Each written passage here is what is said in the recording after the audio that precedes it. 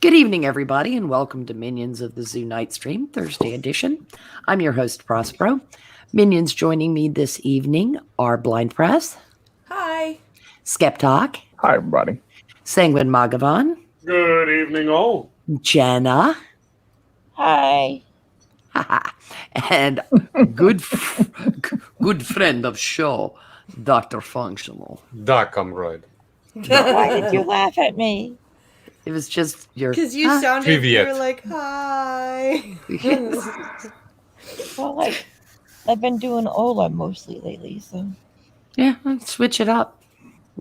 We're still going to laugh, you know. I mean, if anybody changes anything about how they say hello, it tends to make us laugh because we're all kind of very accustomed to how people do their greetings. So, Dobre večer. Just say that. It means good dobre evening. večer. Yeah, it means good evening in Good Russian. evening. Spasibo. I forgot to ask a question before the stream. No, Боже мой. Bоже mой. Vidíte poběda. Uh-oh. What did you just say? Just breaking out the Russian here. Yeah. Well, might as well, you know, because I'd say probably a good half of Twitter would figure all of us were Russian bots or something. So. Yeah. Blit! There's a clue for the paranoid. Russian bots don't actually speak Russian. It would kind of give them away. Yeah. Well, we're not dealing with the brain trust among Blue Anon. That's you're not wrong. You know, when they... It's graded on a curve. I think we are dealing with the Blue Anon brain trust. Yeah. Well, They also wrote or co-wrote a book of the tastiest windows and where to find them. And yeah, yeah, and what's the best paste to dip your paint chips in? Yep. Snacks. I like a nice taupe.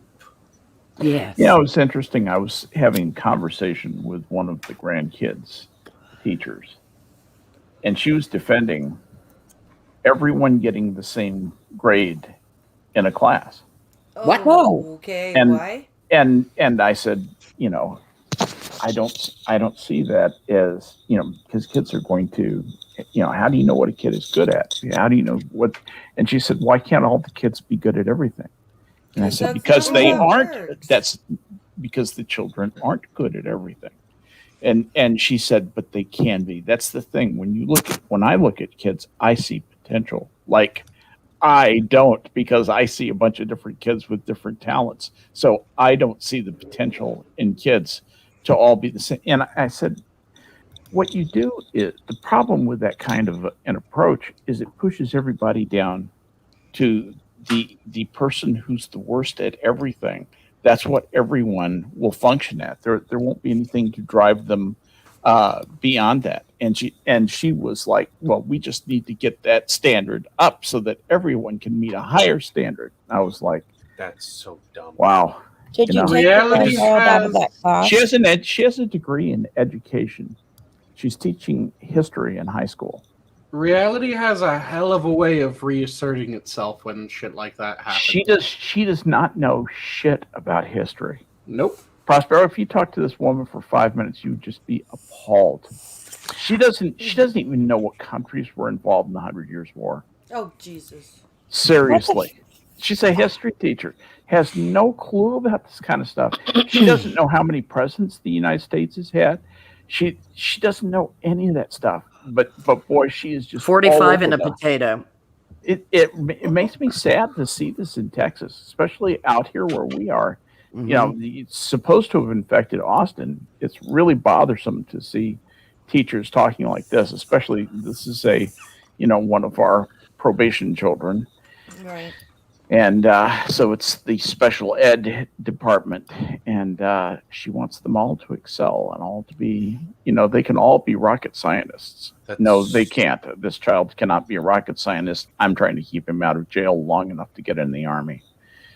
Okay. And also what happens is that when you make it so that everyone gets the same grade, the thing that really drives people forward is kind of figuring out what they're good at, where they excel. Yes. Yeah. And if you steal that from someone by making it so that everyone gets the same, so they think that they're entirely average, they have no gift, they have no knack, they are just the same as everyone else. Having someone feel steals ambition. gifted, having someone feel gifted, though, is considered bad by these people. Mhm. They don't think that anyone should be better than anyone else. I mean, they are literally the embodiment of Diana Moon Glampers as the handicapper general. Yep. You know, this is, you know, a Kurt Vonnegut dystopia. This is so bad for education because you need to identify the strengths to nurture the strengths of the child. Yeah. They And can be also- strong in everything, and they can be nurtured in everything. But You but can't then also fight this identify logic. their weaknesses. They don't and- have weaknesses. Why should they have weaknesses? Why don't we have strong children? Don't you want your children to be strong? And No, be I able want to- my Not children to be artificially well- so. That's what they hit you with. You know, it's For the you just I sit know there that, and but say, they're have empirically you wrong. have you just They're- never lived any life at all? Have you never been outside your little classroom? No, You she hasn't. realize that she hasn't. Yeah, it literally has not. Went straight She through went from- college and Yeah, she went from Yeah. the bubble of education major to the the bubble, the of- education Borg. Yeah, See, that's And she has been People like- assimilated. Is she people like from this that woman- region too? people like this woman that you're talking about just make me feel like this is the person who was not even a midwit throughout her entire life Mm. Yeah. and was just kind of shepherded along, pushed a bit more. Yeah, yeah. The standards baby. were lowered. So You know what I did? What I was inspired to do over this. I killed her. I strangled her. She's in the trunk of my car right now. I'm just saying that to get you, Susan. Just get. You know, Okay, she's I probably just- help I your just realized vegetables that- grow. I realized that I could not talk to her. I realized that Yeah. there was no point in pursuing this, and just congratulated her on That's why her people brilliance. like her Like I was celebrated saying- school choice. like I was saying, though, she What's wrong is with someone who social- wasn't even a midwit and has the undeniable knowledge in her own mind that she was the truly gifted. You know, that's the thing. I actually think that being in an education curriculum was probably the only thing this person ever succeeded at in her life. hmm Probably. Mhm. And so she has such positives associated with that. She's psychologically welded to these principles. She's not capable of independent inquiry, even if she was bright enough, which, I think the jury's out. If she was bright enough to do the intellectual inquiry outside of, what she's been taught, what her prejudices and assumptions are now. She's it's scary to see people who are so completely deluded to these are the ones who are training the kids. This is a woman who believes that accepting the history that's defined in the 1619 Project is just as good as what was in my Harrison World History or whatever tremendous Tuckman's book or any of the big historical omnibus texts that have normal history, actual history in them. She regards that as being optional. Yep. What the first question I'd ask her is, was she a history major? Yeah, she has a background in history, supposedly. She's teaching history, but she majored in education. Her degree Does is she know? in education. Okay, so in other words, she passed Western Civ, Likely the with a C. freshman requirement. Okay. Yeah, the freshman, right, exactly. And If that she even was a passed the requirement. American History 200, 201, 202 Yeah. with probably a gentleman's C. She could not have made it through a Northwestern University Didn't make course. I promise you, she would have been laid out and dissected the years I was Is there. it possible she took the Kamala route? Of, I was just about to say that. She's She just white. slept her way She's up. Yeah. white. Oh, no. me up. No, But if you- this one Yeah. did not do that. Actually, No, Skep, the other way. Not the affirmative action, the other way, Skep. On her invested knees. in some good knee Blow pads me down. kind of way. Easy. Yeah, Yeah. no, yeah. If you saw this woman, you would realize there's no chance. Of that. Okay. Oh, Maybe somebody with a fat fetish, possibly. Skep, Yeah. does she think there's history beyond her birth year? prior she to, one of you those mean? She knows that there is. It was just written by people like Abraham X. Kendi and Nicole Hannah Jones. And when people talk about fragility now, they're doing it in a excuse me, in a racial structure, which is ridiculous because what Skep touched on about the fact that these people, their existence within the Borg, they are incredibly fragile. Their worldview would shatter. Oh, if they ever had to do anything, yeah. If there was a way to actually insinuate the reality, reveal the truth to them. Yeah. I mean, you're noticing a pattern. Everything and anything they say and do is projection. Yes, absolutely, because that's the only personality they have. Yeah. This is the problem with teaching self-esteem. I remember when that started being a talking point in the 1980s. Yep, that's my generation. And I kept wondering, how does one teach self-esteem? One encourages the development of it. One, fosters it, but you don't teach it. It's kind of like how respect is earned. We earn our self-respect. Mm-hmm. Respect is already being earned for some people, depending on their race. If Well, you yes, are of a certain race, you must be respected simply for the injustices that were right, but suffered by your forebears. Which came first? I mean, we have fucked up completely the notion of respect. Yeah. People believe that respect is due you by sheer dint of your existence. Right. And that's not true. No, the only thing I have to honor or respect is the sanctity of your life. And even that's a new concept in the history of mankind. Yeah. But which is good that we've gotten to that point. Well, because you have innate. We believe in people having innate rights. So I will respect those boundaries for each person. Yeah, it's a self-preservation thing as well, because I want you to at least respect my existence. Yes. And I'll respect yours, and we grant each other these rights. Yes. Isn't that nice? And beyond that, I don't know you shit. Yeah. And it's this constant browbeating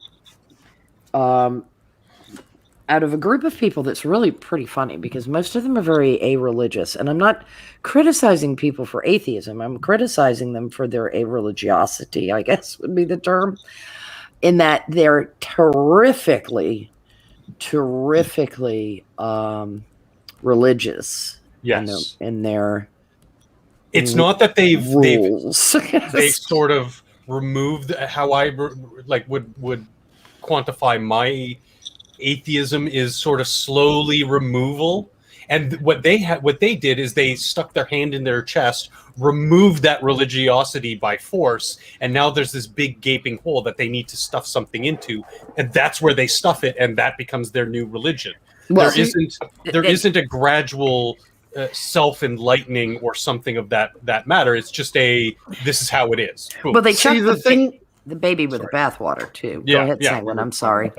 The thing is that you said that there's no way of teaching self-esteem, and I would say that the closest that you can come to teaching self-esteem is you figure out what someone is actually really capable of. You figure out where their knack is. Yeah, that's what she said, and fostering it. And you foster it. Well, what you do is you challenge them just to the limit of their ability. And you make it so that they have to earn a win every time. And when you have enough of those wins, it is effectively learning self-esteem, but it's not. Well, attaboys should be given when attaboys are deserved, not just Again, part of fostering. for lip service. I mean, granted, we applaud. Participation trophies should be Burnt and sent to Mars. Like but with Sanguine, it's like any- teaching somebody it's like an emotion, trying to teach somebody to be happy. You can't really teach someone this is how you be happy, but you can help them discover and nurture that into a direction where they understand happiness, now know what it is, and then you can sort of take that to the next level and talk to them about it.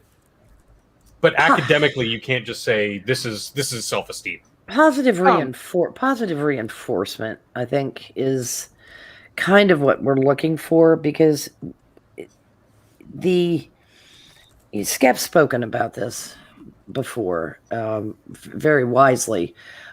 Children, as we grow up, we need to learn that we have sets of choices before us, and we have to learn a certain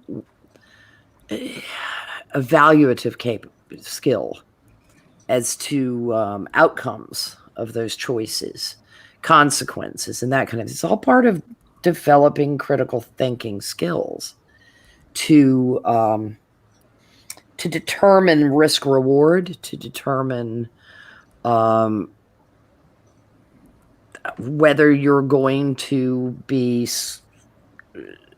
shunned by society or accepted based on choices. And I mean, yes, I disagree that it's the positive reinforcement that's needed. I stand by if you want to build self-respect and self-esteem in someone, you have to give them a challenge. You have to challenge them and let them overcome that challenge by themselves. You don't part of the process, hand them the victory, because the moment that a victory is handed to someone, right, it doesn't mean a goddamn thing. The moment that they have to work their ass off in order to get a victory, that's when you have just something simply that you work actually to hold. get to the victory. I mean, one does not have to suffer the slings and arrows in order to achieve and it be meritorious. Something given has no value. Yeah, Mm-hmm. Right, absolutely. But I think, Sanguine, what we have is a misunderstanding about language and how I'm using it. When I say foster it, I don't mean give attaboys out like to everybody. Dandelions. Yeah. There is Something earned. There's a first place and everything else isn't first place. Look, if there are 200 people in a race and you score in the top 10, well, attaboy. But you didn't win it because you didn't take home the trophy. It's competitive. Fostering competition in people can be a very good way of building their self-esteem. Mm-hmm. Not everybody is going to be good at everything, and they need to figure that out. Some kids just suck at sports. Some kids stand there in gym and know they're going to be chosen last for that team. Yeah, and that's tough. But what you can do is you can foster that person within their limited capabilities in the skill sets required in that game and challenge them to improve themselves. And then they know the attaboy is earned. You don't just say attaboy for being last chosen on the team. You pay attention to what the kid is doing. And you're like, okay, they're actually pretty good at X. It's just not showing up, amidst the herd. And then you push them there. You set them a task. And even then, some kids are just going to fail. I'd love to be an artist. I don't do 3 dimensions all that great. I didn't do straight lines. I didn't like it. but I had to come to that conclusion by the time I was finished junior high school. I could doodle, but I couldn't really, really draw. I couldn't really, really master it. Mm-hmm. And I mean, I could do great 2-dimensional renderings. But I lacked the capability to get the subtleties, the shading, just off. And I knew it. I mean, I thought I was doing great for what I was doing, but it was highly photographic as opposed to lifelike. Mm-hmm. And it pissed me off. And then I got over it because I could carry a tune. And not everybody who could draw well could carry a tune. Or I was good at memorizing shit. Do you know something? Well, everybody's got something that you can foster. That used to be the job of parents to some extent. Yeah, I was just going to say, relating it back to the education thing that Skep brought up, one way, a strategy to help a child, a young person, to build that self-esteem is not even, foster them to the end goal, but even finding that starting position. Mm-hmm. Hey, you are a good drawer. Drawer. Drawer. Yeah, that's one of the worst words on earth to say. Drawer. You could help foster that, and maybe down the line, you were that first stone to help foster that self-esteem down the line, not directly involved. Sorry, Jenna, what were you going to say?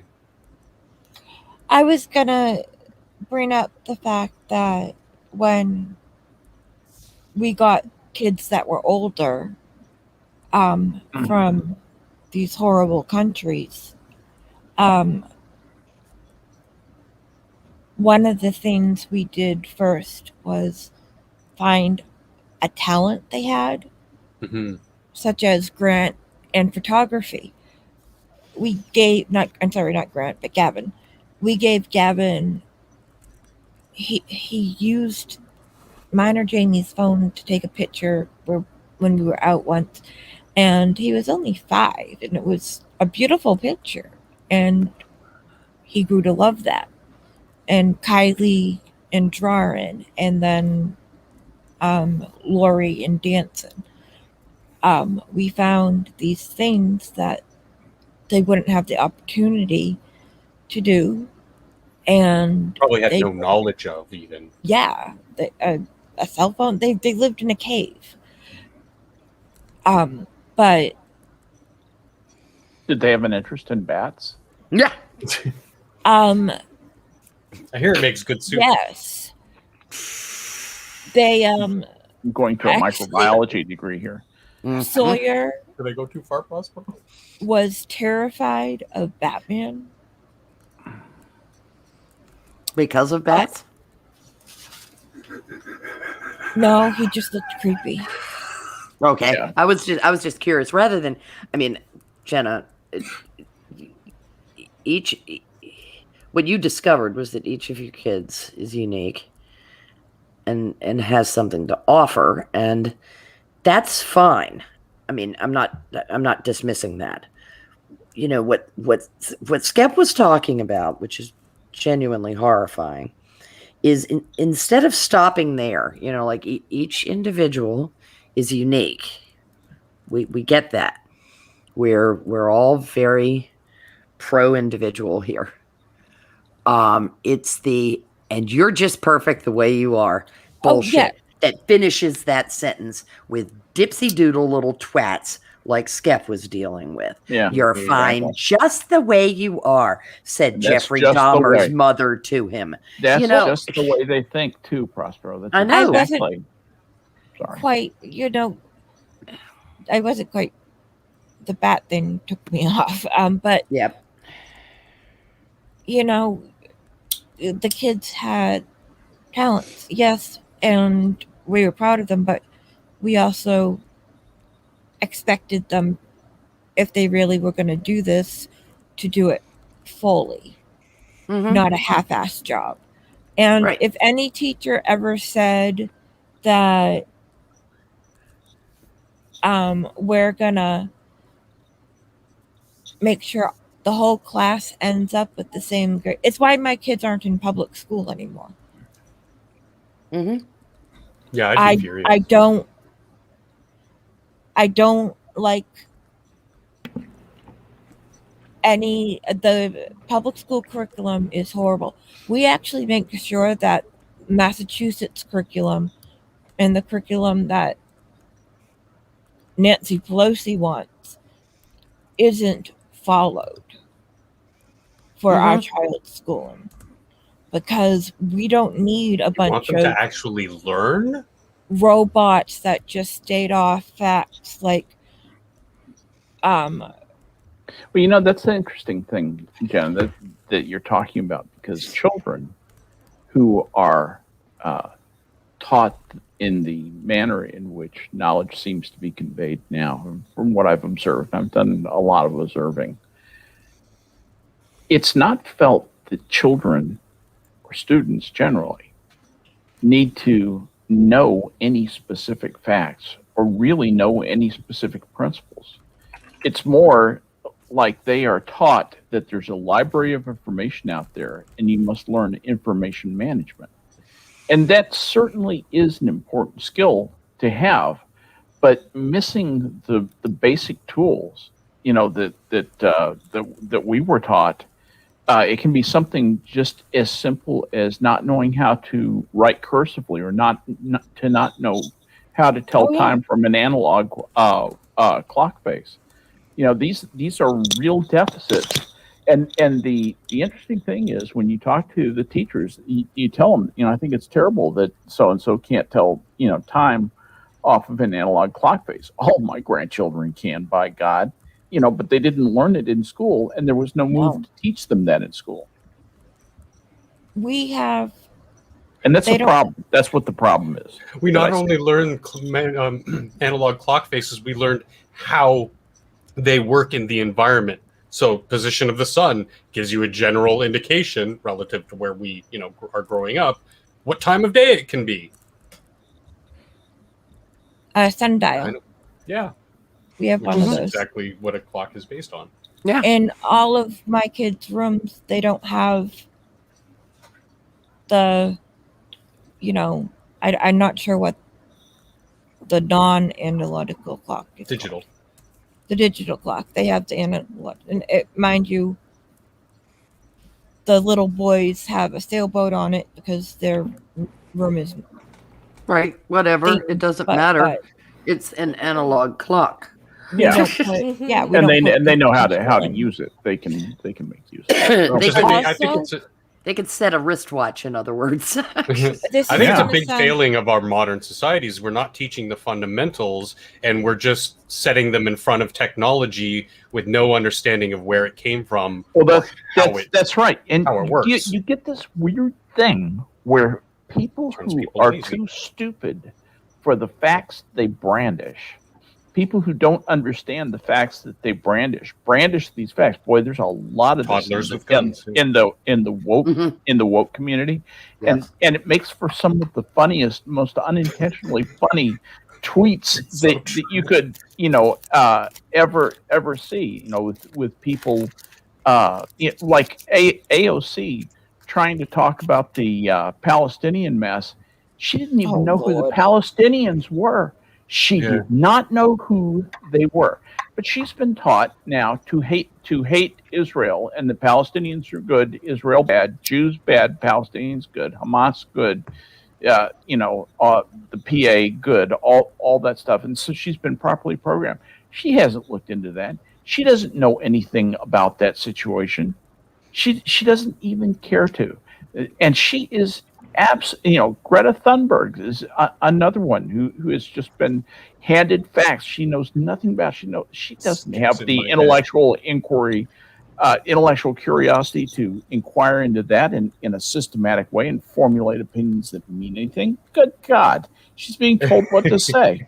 Yeah, you're in my head, because I was going to say, and those people are growing up to become fucking politicians and actually succeeding in. Yeah, and I mean the interesting thing is, a lot of times they don't even have the factual grasp of the facts that they're slinging around. No, but they do have the charisma and the people skills. Yes. So they are very dangerous, because they can win hearts and minds, but they're toddlers with guns, and people are just going, yeah, go ahead, go. Yeah, represent us. They haven't Here's got another. Go ahead, Okay, Prospero. Go ahead, Prospero. They haven't gotten past, as I've mentioned a number of times, taxonomically, knowledge and application. If they've even gotten there. Mm-hmm. They're arresting.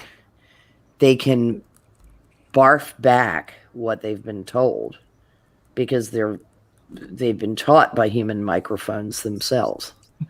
Yeah. And that's all they're good for. If you ask them why, Elowen mentioned this in chat about explaining the whys to children rather than just because I said so.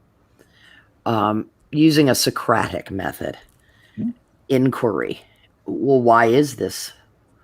Well, why does that work? Well, what is that? How do you define this? Socratic dialogue is a great way to teach, particularly if you're teaching one-on-one or a small group. Mm-hmm. It is just an absolutely brilliant it's a shit show beyond a small group, though. Yeah, it's hard as hell. Yeah, it gets real hard real fast, and basically loses half the class.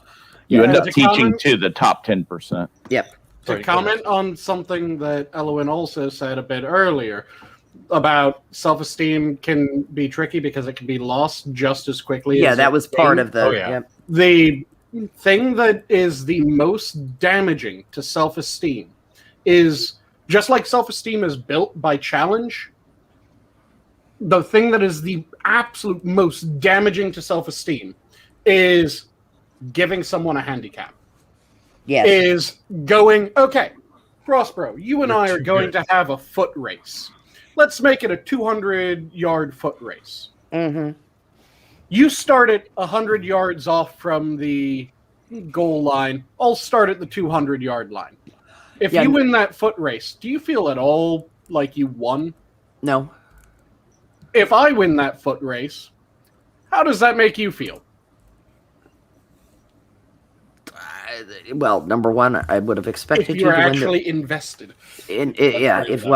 Number one, if I had been invested, I would have been like, well, I'm fucked in a foot race against you. I would have known that. But it's it's that type of shit that puts a person. Yeah, I'm gonna feel like, of course he won, but I'm gonna feel terrible if he because won. You had 100 yards on me. But yeah, I had 100 yards on you. I guess I'm the worst kind of realist to use that example with because I'm like, of course he was gonna win. I'd rather do a time trial, truth be told. But the shit like that breaks someone because once you're in a position where when you win, it's a hollow victory. You feel nothing because it was handed to you. And the loser feels like total shit. Yeah. Oh yeah. I mean, you are crushed because it was handed to you and you still lost. Yeah, that's how you destroy self-esteem. The only time I ever handicapped myself, deliberately trying to teach somebody anything athletic, was from jump in a net sport. I actually would switch hands with my racket to start somebody off who was like, I don't know anything about tennis and I don't have any idea what I'm doing and I'm gonna suck, and they were already in a frame of mind. I was like, okay, let's just work at the basics. And to keep myself from the highly competitive asshole that I can be, I deliberately handicapped myself, but I didn't do it because I thought they were spastic, if you get my drift. Mm-hmm. I did it to keep a rally going a little bit longer and get them more accustomed to, because it's very hard if you're playing regularly to doink with your dominant hand. Mm-hmm. It can foul your own game up, truth be told. But it's patience is what's required in teaching most people things. And there's a And difference. that is in short supply these days because we have the information superhighway that tells us everything we need to know right now. And Yes. there's a damn sight of difference between when someone is first learning a skill, because you do things at half pace to learn a skill.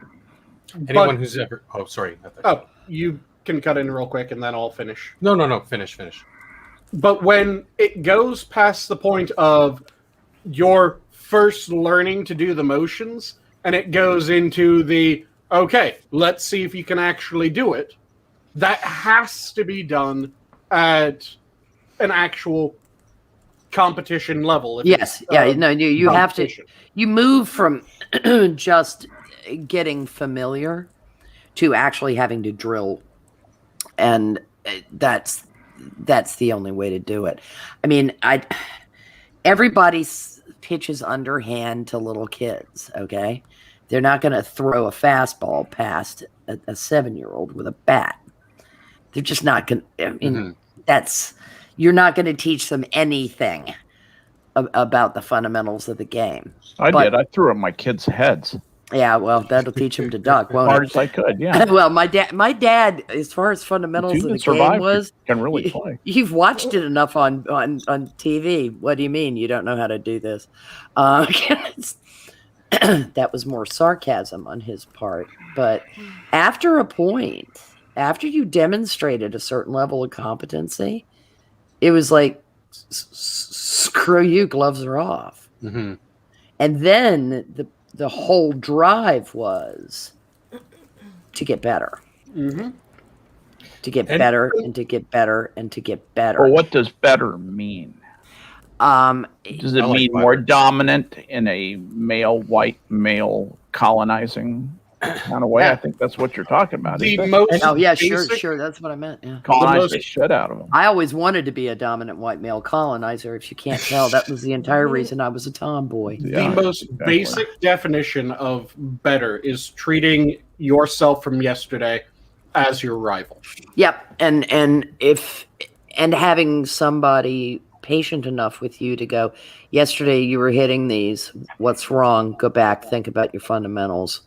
Mm-hmm. Because a lot of it is developing muscle memory. You drill it and drill it and drill it. Mm-hmm. And then when you start fouling up, you have an idea in your own head that you're doing something wrong with your fundamentals. And that's when you really want to coach. That's when you really want somebody to go, watch me do this layup. Watch me. I'm doing something wrong, and fuck me if I can tell what it is. Because we're talking mostly about sports. I've noticed that most of the examples in this discussion have pertained to sports. I find that interesting because I believe that intellectual transfer of knowledge is substantially different.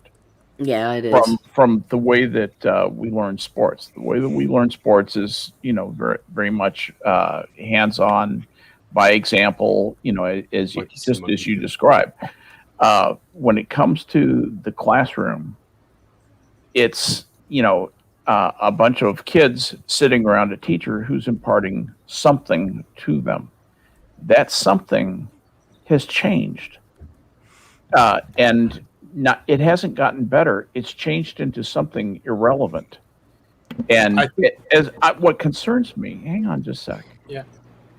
What concerns me is that it's a waste. It's wasting the precious time, the precious years of time that you have, that limited amount of time that you have to transfer this knowledge to children. That is just golden time, and it's never that good again. You never are as good at learning anything, in my opinion, anything at all, than you are when you are years 1 to 21. Those are the golden years for learning. And if we're wasting that, we're spending a lot of time. They're learning useless things that will in no way contribute to anything but a sense of narcissism, and if you're white, a sense of inferiority or self-evil. if you look at the curricula that are being foisted on the public education board in the United States, there's no way you would want your kid to attend a public school. The thing is that Hold on. I Sorry, want Sanguine. after I've been trying to get in for a Just a bit here, and second, now Jenna. Skep's got right into my head. So I wanted to say that, first of all, I think that that's a later domino in the chain of events. I think it starts at the home with the parents. And to go back a little bit, anybody who's even seen a child, sees children, they always ask why. Why? Why this? Why that? Why this? And a good parent, an attentive parent, will attempt to try to answer some of the more, matter-of-fact ones, or, like, why can I feel this is cold? Like, less abstract things are just sort of like, okay, kid. So when parents instead go, well, here's a phone, here's Google, instead of telling them why is the sky blue? Why is water wet? Why do I have to go to bed at this time? Why? Instead of answering them, you can put this technology in front of them and disassociates them, so that when they get to school and they don't have good teachers, which we've already established they're not really seem to be interested in hiring, who don't take the extra step to identify, okay, this person is lacking a little bit in this department. I will be more attentive to when they ask why, to help them try to catch up, maybe. See, there's a couple things that I have to agree and disagree with. I'm going to start with some of the disagreements.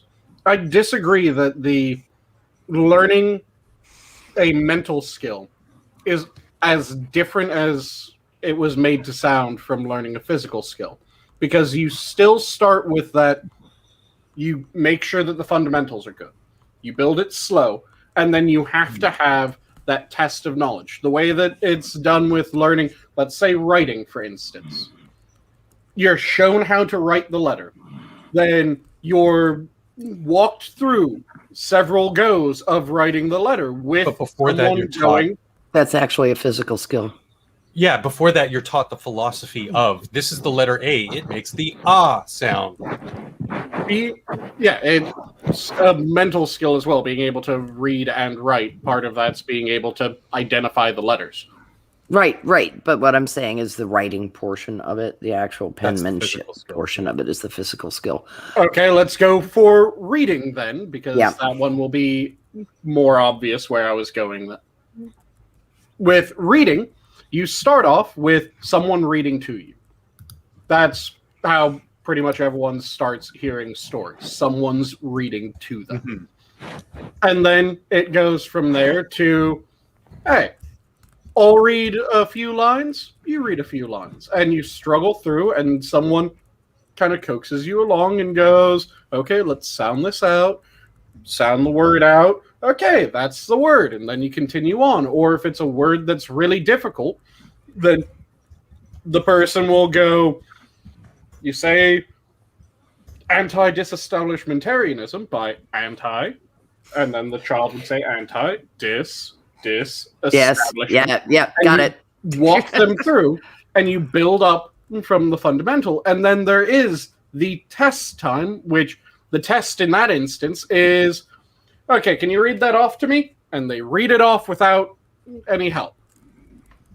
That is following the same process. It's just with sports, it's much easier for people to picture it. Yeah. Well, everything is the physical and the philosophy behind it, or the how. Everything. Sports, academics, you have to have a good combination of both. Because, yes, you can teach somebody how to dunk a basketball, but you also want to teach them the philosophy of the game, the philosophy of how they're able to do these things, because it will make them a more rounded, well-rounded, their skill in that department will be more well-rounded, regardless of if it's a physical sports skill or an academic. Like, you're teaching math. Yes, 2 + 2 = 4. Okay, that's obvious. Now teach me why.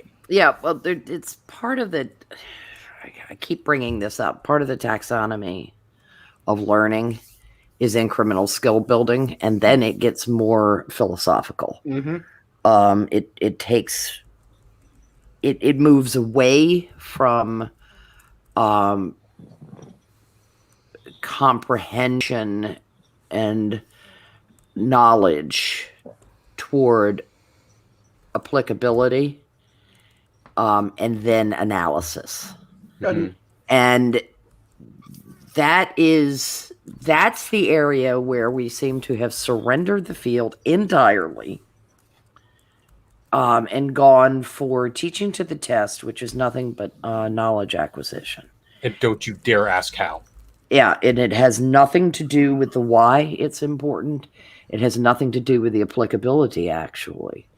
The only thing I'm seeing in these people is their ability to take action on their presumed knowledge, but they don't have the ability to test that knowledge for its its veracity. Right. And that's the analysis part, and the synthesis and the critical thinking part. There's value to the taxonomy of education. There is some value to that. Now, Bloom is not the sole authority on teaching, but to me, as a framework, when you're trying to express, like we are tonight, to listeners and to each other, where we think the educational system is breaking down and why we have a bunch of weaponized info bots with no critical thinking capability. That's why. It's almost like a developmental chart, and we got them to walking and we got them to running, but we forgot to tell them to look both ways before they ran into the middle of the street. The other major thing that I wanted to kind of modify was something that Functional said, which was the just passing them a device to look it up themselves. There's a right way of going about that and a wrong way of going about that. I was using it as a euphemism. Like, I mean, you're basically just passing them off, like whether they're passing them off to a device or the teachers, the educational system that we've already established is kind of failing everybody. Like, can I jump ahead hands-off painting real quickly? I think what you're going to be getting at, Sanguine, and you can correct me if I'm wrong, is teaching people how to learn. Part of that, yeah. Is what's important.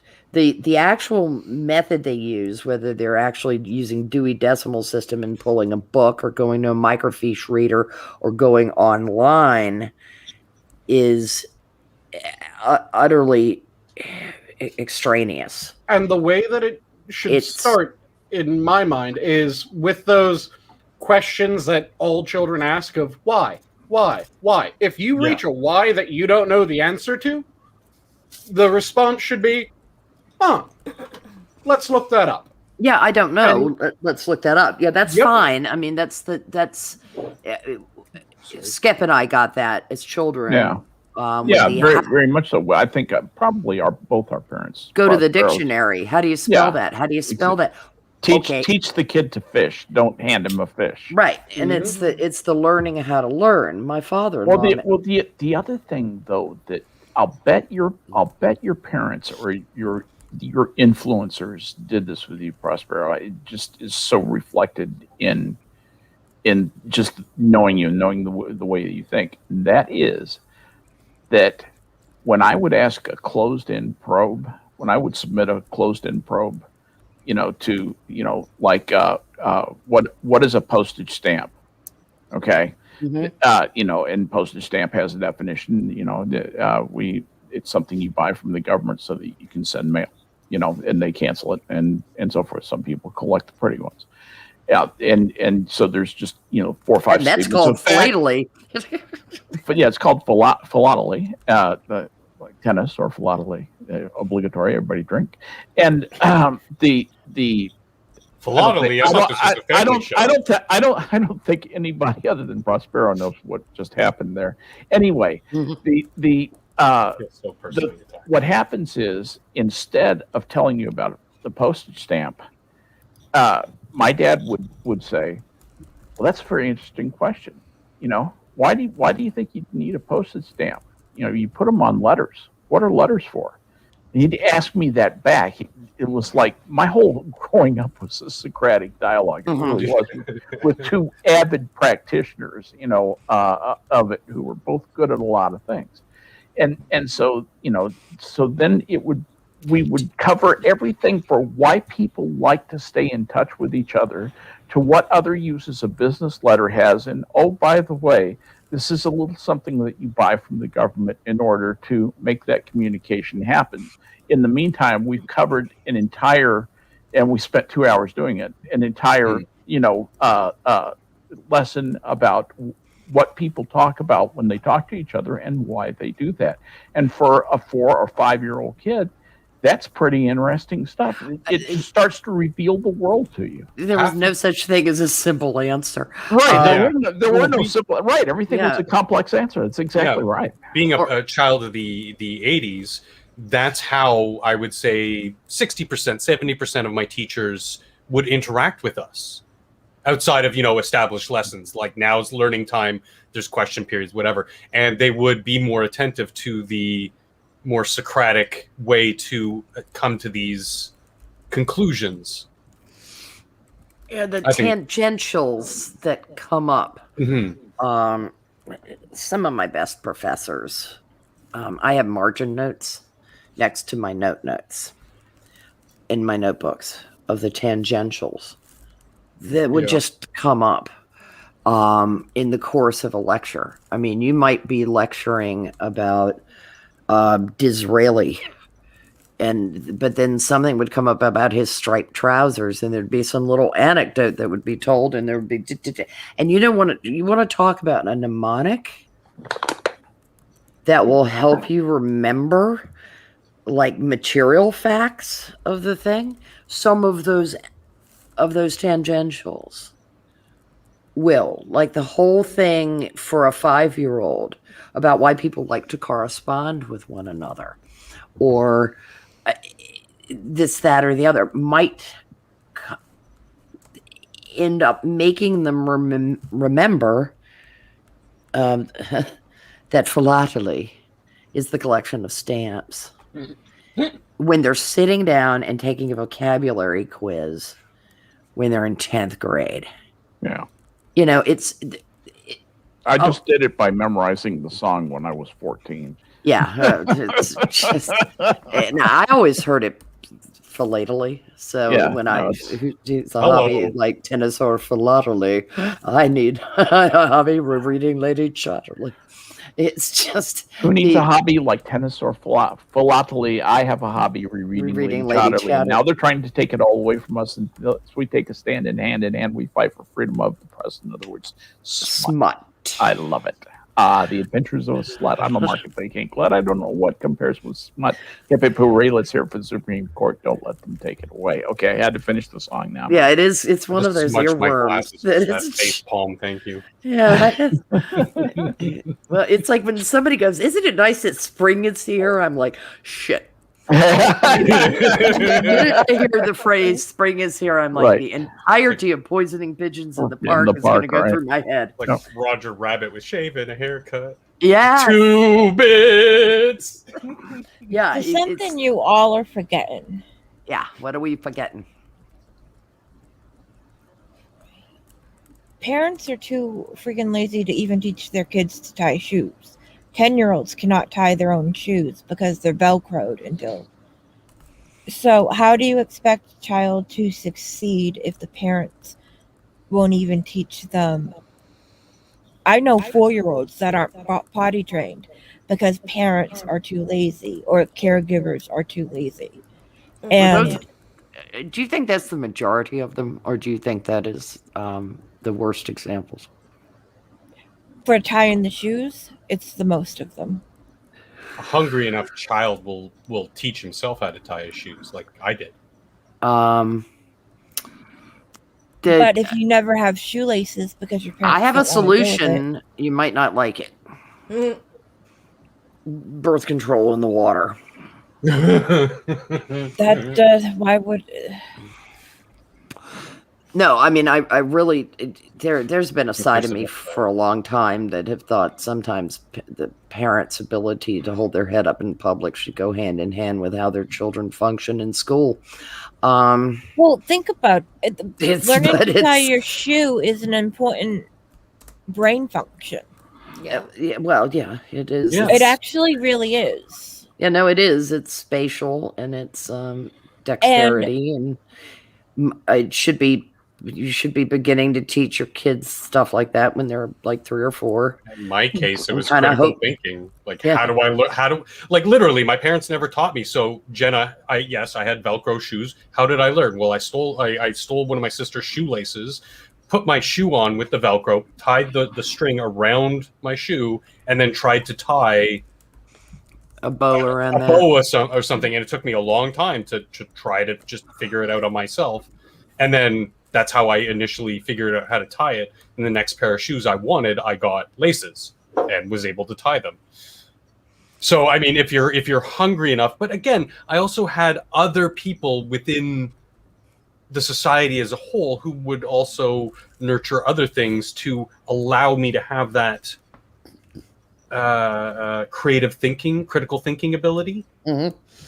To some extent, it does take a village to raise a child. Absolutely. It takes other influences. Except not the way that phrase was meant. Yeah, exactly. But we're knocking down all the government. The government should not be raising children. Right, and that's what they mean by the village. Yeah, but exactly. the in my mind, it was every mom might as well be your mom if you were out playing with people. If some if an adult scolded you, that was God. It was worse. Oh, you could even get a spanking from a certain class of parent if they were within a certain circle of. It was just like having an uncle or an aunt. And you knew through mom telepathy that if you got called out by one mom in a neighborhood, that your mother instantaneously knew.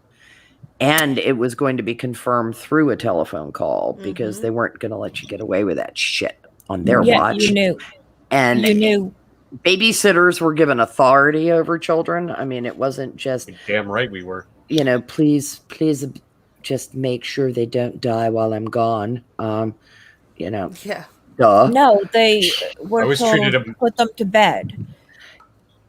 Well, I was told put them to bed. Them to bed.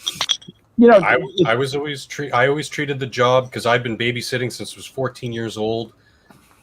You become a surrogate of the parents. In loco parentis, yep. Yeah, and I had all the authority to speak on that behalf, and what I say goes. End of story. Now it seems like I'd be afraid to do that with some of these parents because, like, you told him what? I told him he had to go to bed. One of the people who is very close to raising kids hasn't spoken very much. I'd be interested to hear Blind Preston's take on this. What do you think about this business of educating children and what it takes? I think that a lot of people are pawning. They were pawning their kids off and going, here, you do all the work to the schools. But on that note, they were also not paying attention to what was being taught. How much of that do you think it's that the parents don't want the kids interfering with the parents' happening lifestyle? I think some of it is that, and I think some of it is so much of the fact that we now basically have to work ridiculous amounts of hours in order to pay for basic things because prices have gone up so much that it's almost become just easier. Yeah. But with what's happened over the past year and a half with COVID, you've had to get close with your kids. We've had to it's not only getting close with our kids, but we've seen what's being taught. Mm-hmm. And a lot of parents are starting to consider, like I'm seeing even in my circle of parenting friends, a lot of parents are considering pulling their kids out of public school because You know what I think you'll see? It's dead serious about this. You will see the growth of a cottage industry of one motivated mom who will say, I am going to homeschool my kids. I could take 3 more kids in and teach them and make a little money at it.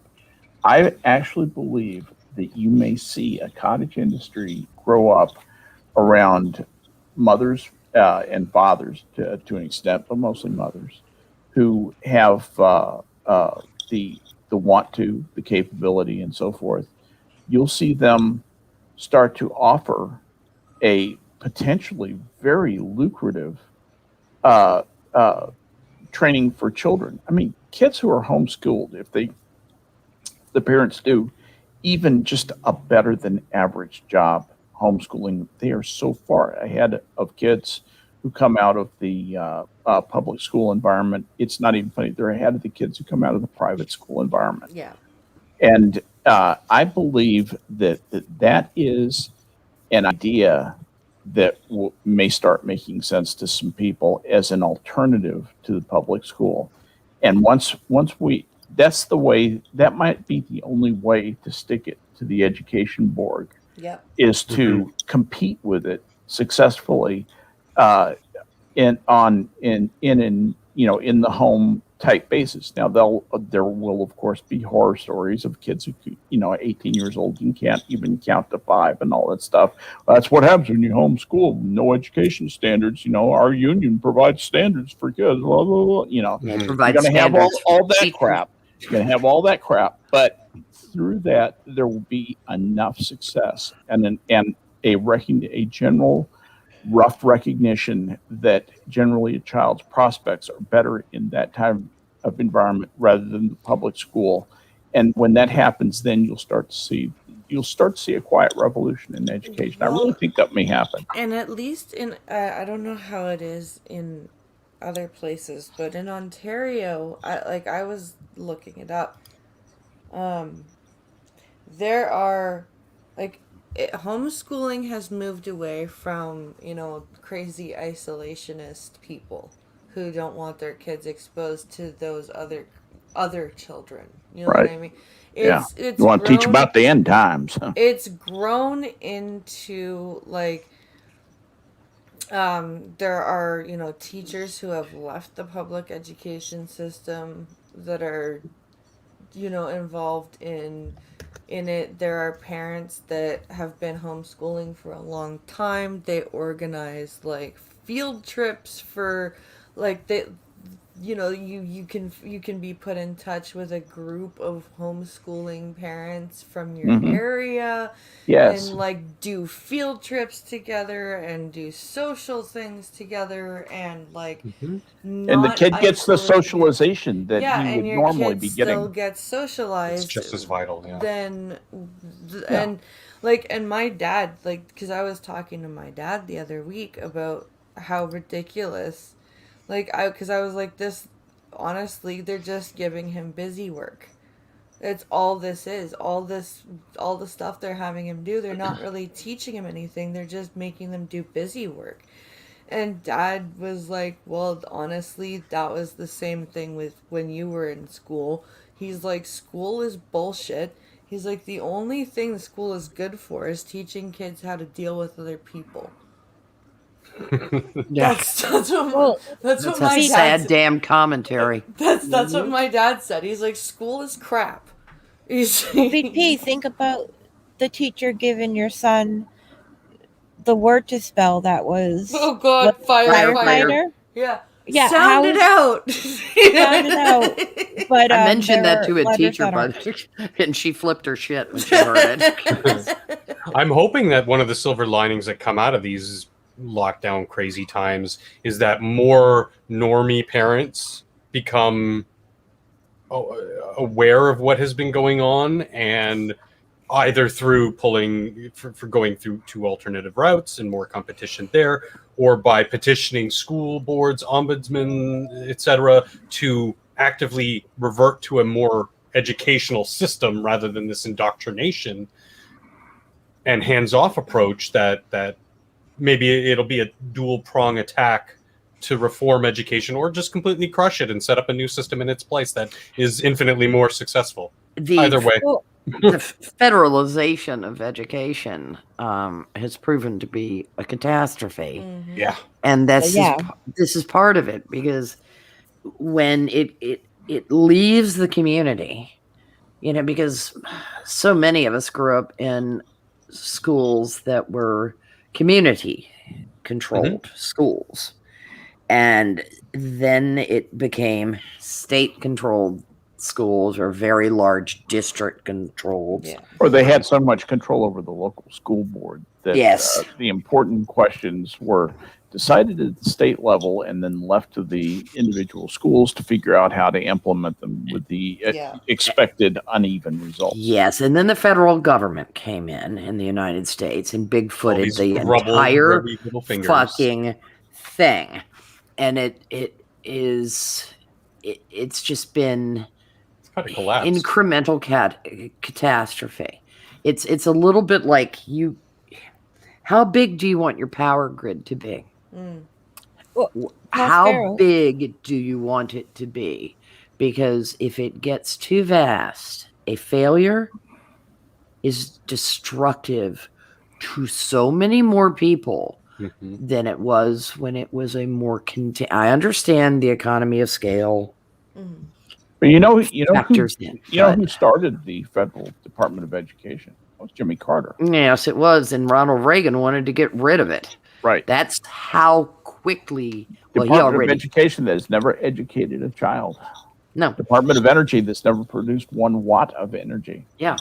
These useless federal departments and useless state departments, actually, if you get down to it, because the locality, when a parent can go before a local school board and put the fucking fear of God in them. Yeah. They're the participation trophies of the job world. Yeah, they are. You guys know you guys have seen the news story about the one school board meeting where a bunch of parents and shit like that went and started reading from the assigned reading list. Oh yeah, the erotic and they cut gay off the stories. mic. Yeah, they cut off the mic. They told them all they had to leave and kicked them out from the meeting because the parents had the audacity of reading what the children were told that they must read. Yeah, elected school boards doing things like You're that. being profane, sir. And I'm reading the exact text. Yeah, that is about the time you get the pitchforks and the torches. Yep. And I thought you were going to say the pitch and the feathers. Yeah, both of them, and you ride them out of town on a rail, because there are instances, too many of these instances, where these people are like, well, ha, I have been elected, therefore I am not accountable to you. Wait, what? Because it's a federal level. That went by a little fast. Yeah. Oh, that by me again. Yeah, and and then you do have school boards that there are still school systems that are small enough that school boards, you can watch them squirm when the parents just start blessing them out. Or, in some instances for good teachers, and other instances for just constant whining about how much of an expert they are. Teachers, look, not all teachers suck. A lot of teachers are really good. A lot of teachers are really up against it because the federal government is in their way too. No Child Left Behind was disastrous. It was fucking stupid. It was, the Department of Education itself is fucking stupid. That was a beautiful, thick layer of icing on the fucking stupid cake. Yep. And it has just, it's made things incrementally worse. 20 years of the Department of Education, federal, and we've already seen education slip. I don't know why we keep falling behind the rest of the developed world. Because you're retarded. Well, think about the teachers. There's your answer. This is how much they care about teaching. we can't, the children will give us the COVID and we'll die. They don't want to go back to work. They're lazy. Most teachers Here, have a vaccine. I don't want it. are Yeah. the loudest teachers are the worst ones because they're useless. Yep. I don't want to go back. We need more money. We need blah, blah, blah. You know what? How about you teach the kid and you don't teach the kid about what you believe. Yeah. You teach the kid about history. My job is to give kids, is to teach my children morals. Yeah. If Yeah. it was easy, What they will tell you, though, is that it's not your place to tell them what to teach the children. They're the one who went to college. They're the ones who learned how to educate children. They're the experts in this. You are not. And That asshole and gross That's point. when I can fire back. I have a degree in education too, asshole. Yeah, well, Fight me. Two the interest, things. I watched the teacher from Grosse Pointe fussing at school board about how special he was, and that he had more education, except for one single person on the entire school board, and and all these fine teachers were going to turn. Of course, if you know anything about Grosse Pointe, it's a moneyed community. where the big money is. Yeah, and Very much I'm so. sure the school board is full of assholes, but this colossal twat has, multiple degrees in education. And I'm sitting there thinking, I took 2 education courses and I knew you people were full of shit. Sorry, Jenna. Sorry. Elementary education, there is a way to teach teachers to teach elementary education. For anybody above elementary education, if you do not have a degree in what the fuck you're going to be teaching the kids in, get the fuck out of the way. Or at least, Why is that a sorry, substantial. Jenna? I absolutely agree with that. If you're going to teach history, you better have a degree. I'd appreciate if you had your doctorate in history. Yeah, it'd be nice. Ain't There are nobody gonna guys teach with in public doctorates schools. in history, guys with doctorates in economics who cannot teach Yeah. economics or Well- history. Here's the thing. What you have to have is someone who knows the subject and is passionate about teaching it. That's where it has nothing to do with degrees, has nothing to do with credentialing, although it's a good general guide. But it really is more about, does a person have an interest in it, and are they passionate in it? I don't have a math degree, but I guarantee if I taught you calculus, you would understand calculus. You would have a real appreciation for how to do differential and integral calculus. If I teach you astronomy, because I have a passion for it and some knowledge, and I've spent some disciplined time learning that, you would learn that. If I taught you the cultures of China or the cultures of the Middle East, you would get why that fascinates me. What's interesting about that, and it would be spread across. Anthropology is the only one of those that I have a degree in. Well, chemistry sort of, but the thing is, it's not really about credentials. It's about, do you have the knowledge, and are you passionate about conveying that and teaching other children why this is important, and having it live in them, having it come alive for them. Enthusiasm. I never get tired of that. And Skep. Hang on. Real quick, guys, I gotta go. It's 1:45. Sorry, I drove you away with that, didn't I? No, no. Quick question though before you go, BP, because your question: do your kids do teacher evaluations every year? No, Okay, They don't? no. I was wondering if they got rid of that. It looks like they did. I think they Unions don't like that. did. No. Unions Of course hate that. No, accountability Sorry, sucks. Yeah. But yes, Shill your shit, sugar. Please come by for the coffee stream at 12 p.m. Eastern on YouTube, and also come by on Twitch at 11 p.m.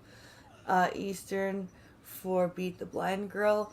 I have 3 out of 4 requirements for Twitch affiliate already, Good. Nice. and I have 73 followers. So, yeah. So, What's come that? I have a one Twitch key. account. If I can figure out how to follow you, I will. Okay. I set one up once. You know what you need to do? Password. I'll walk I don't you know if through they the have weeds, passwords. Skep. BP, Hmm. tweet out your Twitch link. Yeah. Yeah, that would be a good Yeah, idea. I'll tweet it out, and then it's also at the very, very top of the link tree as well. And the Excellent. link tree is in my pinned tweet on Twitter. If Okay. anyone's looking for it. All right. Cool. Saturday. And Saturday is Star Trek, and I was toying with the idea of episodes that disturbed or creeped us out the most. No, well, making love to a ghost. Yeah. Okay. Yeah, I know what I'm going to be talking about. That comes up every episode, every stream. Well, because somehow. it was just so horrifying. Yeah, and it's like bad. the apex of bad. Who you gonna call? Ghost fuckers. BP, one day I'm gonna join you on a Saturday Star Trek That stream would be and awesome. enjoy it. Just- All right, guys. I'm gonna go crash, and I hope you guys have a great night. And I'll see you Night. guys later. Thanks Good for night, being here, BP. BP. We'll Good see you later, night. hon. Good For night. sure. So sorry because I asked her that question, Jenna. Your kids do teacher evals, right? yes, but my Okay, kids are not in public school. Oh, I took my kids out of public school 3 years ago. But still, when that's a good teacher that called my they- son the N-word. Yeah, that's good that the institution you're taking them to now does do the evaluations, because it makes sense now that they got rid of them in Ontario, because there's been a marked drop in the education system. And because I'm not directly privy to what's going on, I see the aftermath with the kids. I don't. That's a big glaring eureka moment for me, going, oh, okay, that explains a lot. Now the teachers are just getting away with everything, and that's why the response in looking at the education stuff that they're seeing through the distance learning is becoming like, there's a massive backlash in Ontario right now because of that, because of what they're teaching and not teaching and how they're not teaching them. Well, I think the greatest disservice you could do to a child is giving them a bad education and giving them teachers that don't care. Mm-hmm. The ones that just, They're more babysitter than teacher. yeah, They just like, sit there and watch them. I would love it. Skep just went through all the things that he's passionate about. And let me tell you, I'd have no problem if he didn't have a degree in any of those and were teaching my kids those, because I know how passionate he is about it. Mm-hmm.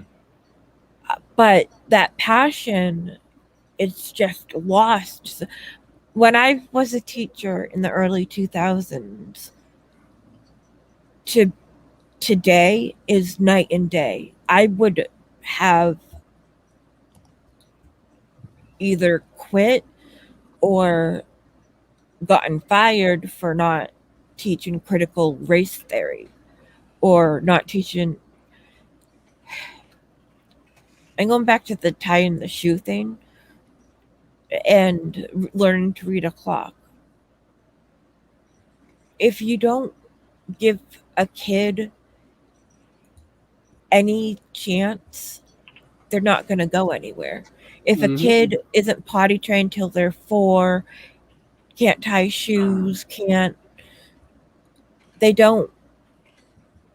why are they going to work for themselves? No, the people who are supposed to take care of them, and at 3 years old, you are supposed to take care of the child. But zero self-confidence. That's the problem. That's a huge problem. Yeah. Thank you. That's what I meant. There are 2 things that I desperately wish people would realize. One is, if we could buy our way out of a bad education system just by throwing more money at it, DC schools would be the best in the nation. Yeah. Yes, That's yeah. true. Because they have And- the highest per capita expenditure. Yep. And the other thing is, people keep on forgetting the most important word of public servant. Servant. Servant? Servant. Serve. Yeah. Yes. You're when supposed to be entrusted to serve the public good, not your own. I've been elected, so how dare you talk to me like that? Bitch, you've been elected, you're my little bitch boy now. Yeah, they act like an election is divine right monarchy. It's really Annoying. It's sick. Again, Well, going it's back, impressive, actually, that leap. going back to the type of Oh, people we sure. were talking about who we're deriding here, who get into politics. They're the people who were like trying to be, popularity contests in high school and stuff, and that's all it was about. So now that I've won this popularity contest, I now rule over all of you peons. Oh Well, my also, God. teachers have been granted this godlike status, which is peculiar. Because Something given has no. not only are they public servants, but their service is viewed as tantamount to crucifixion. I mean, or like being, it's as though they are Rocket surgeons. Peace Corps volunteers or Doctors Yes. Without Borders, just Yeah. people who are, look at the amazing sacrifice these, heroic and these people brave. could have done anything with their lives, but they choose to give themselves to our children. It's so For stunning, pennies. so brave. For Yes, pennies. for nothing. You They know, make The more reality is interesting. far different. The reality is far different from that. and people act as if there was some kind of sacred trust granted to teachers somewhere. I don't remember when this occurred. I missed the meeting. If you consider what governesses and tutors got paid, historically speaking, when it was the aristocrats who had the educated children, if they did not want to send them away or were too far away from the Well, that was why au pairs always got bored. Because they didn't have enough money to buy food for themselves. That's why they always ate with the family. Yeah, Back in the day. And governesses and tutors, I mean, they were paid possibly £5 a year. Yeah. But they lived in the home. Right. And they took meals in the home, and they occupied the weirdest position ever because they were not part of the family, nor were they part of the staff. It was it's not like they were a servant. So they didn't take their meals with us. They generally tended to take their meals on their own. It was a tough fucking life. And it was something you would only do if you had no other prospects. Yes, it was frequently occupied by women who had been raised by governesses whose families fell on hard times. Right. Exactly. That's the classic, actually. Yeah, that's really the classic. There were a lot of lesser aristocrats, people connected to the Ton, who ended up going into that form of service because it wasn't service. Yeah. You would either be a companion or a governess. Oh. So you'd write correspondence and tend to a fussy older matron, or you would teach their wretched children until they married or had their come out or went off to school. And the girls didn't go off to school, so governesses were trapped in an infinite array of, they're having their come out, thank Christ. That one's gone. Tutors were in the unenviable position of training young boys until they went to school. And other education was handled generally in the vicarage. And that was it. It was at home in the vicarage, or with a tutor or governess, or in a public school. And it was very much for money. Yeah, very you had much. To buy your education. I mean, you had to buy your elementary school education. Yes. And high school was, that was a luxury to go to high school. Oh yeah, and I mean, the small town America had the one-room schoolhouse. And by the time you finished what we would call now 6th grade, you were out. Yeah, you were 12. Some You of- needed to some be of working the- on the farm. Yep. Some out. of the ladies who taught in those one-room schoolhouses were pretty amazing in Yes. the breadth and scope of their knowledge about every goddamn thing you can think of. Yes. And They teaching from traveled 5 to- with a trunk full of books, a Sunday dress, and a couple day dresses, and that was it. That's absolutely right. They were, again, usually women who were from finer families, who fell on hard times, single women. Yeah, no merit prospects. Always. Yeah, single women or very young widows without children. Yep. Occasionally with. It would depend on the community. But the Women whose men had died during childbirth. yeah. That's not my women child. whose men died child. What? Yeah. Yeah. Sometimes when the wife would find out that the fella had fathered another child with another woman, they died during childbirth. Also, Yeah. Very, very, very tragic. So I just, out of curiosity, decided to look something up because you constantly hear the teachers are paid next to nothing. They're paid That's not true. pennies. And isn't it a shame that the teachers are so poorly paid? So I decided to look at a job that I know fairly well and its payment scale versus the payment scale for the teachers in my area. So what do correctional officers get? So a correctional officer, I did the teacher salary for a less than 1 year of experience. A correction officer 1, CO1, gets $21.06 an hour.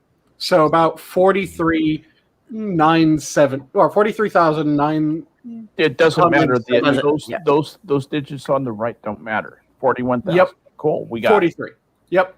or whatever. So a teacher punching in the calculation on this of less than 1 year experience, the median is in the 60s. Yeah, the median. What about the arithmetic mean? Yeah. What is the mean? What's the average? Let me see if I can get the mean. The mean would be more telling because it's based on communities. Yeah, exactly. Yep. You have places like Grosse Pointe that overpay their teachers, and average should give you a much better picture of what And cost of living varies. Large cities, cost of living is much higher than smaller cities. But that's a wash between the two because you know in correction officers are spread across the country, teachers are spread across the country, so that's a wash. But cost of living doesn't matter, but average does. So the average, I'll bet, is slightly lower than the median. Because of the well-funded school, and also the activities of the education board unions up north. Well, that's resulted in inflated Also- salaries. Other thing. They compete for degrees. They don't compete for teaching skill. If you teach in a bad part of the, if you would like to teach in Roxbury, you would get 3 years for 3 years. You'd get most of your schooling paid for. Oh yeah, But Roxbury is a pit. Yeah, no, they're paying people. They're paying people to come teach. Oh, I see what you're saying. Yeah, they're paying off their college debt to get them to come teach there. It's a little bit like Northern Exposure. I'll send you to medical school if you come practice in this backwater. Wasn't that a TV show? Yes, it was. It was. There was a moose involved. Yeah, I know was. that, and it was entertaining as hell for the first couple of seasons. Yeah, it was. T something or another. The what now? One of the women that starred in it. Okay. Never mind. Anyways, if you you have to offer to pay. You have to stay for 3 years, and they'll Pay your school help. debt. Mhm. Yeah, well, it's claimed they'll help you with your school debt, but it's pretty much they'll pay it off. All Yeah, right, 'cause I want to get back to something Prospero said just a minute ago that kind of got me interested. You said something about competing for degrees instead of teaching ability. Mm-hmm. Flesh that out a little bit. What do you mean? Masters in education. Oh, okay. Okay, so you're saying that the school boards or the schools are trying to get the people with the most With the degrees creds after their name. Yeah, they can wave them around as bragging rights, and they're Look not how looking. great our schools are. Yeah, they're not We have looking these for people. masters in subject.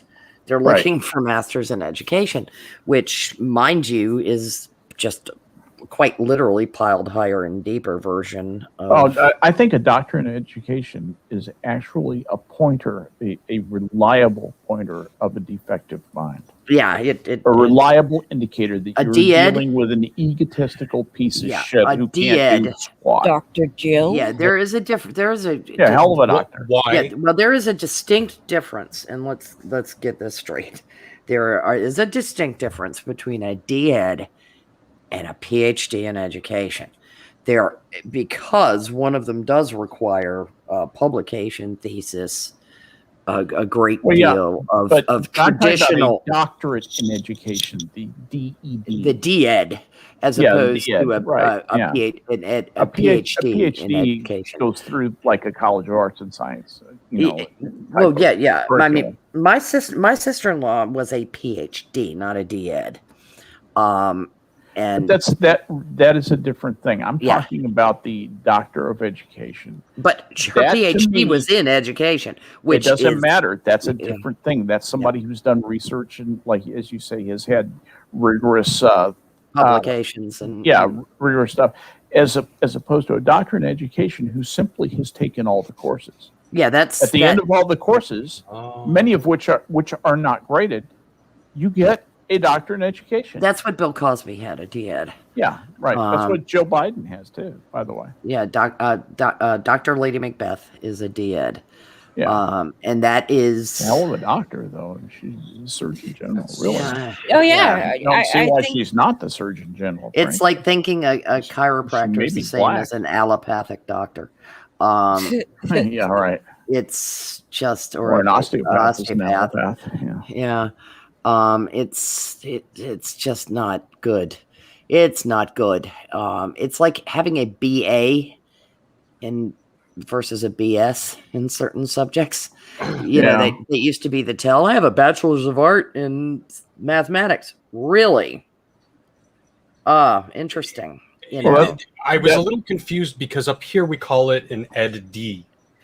And that's the same degree. That's the same. It's the same thing, Skep. But I had to Google it because it was like, okay, this sounds familiar, but I know we call it something different. But listen to one of these excerpts from one of these Canadian universities. Solve real-world problems.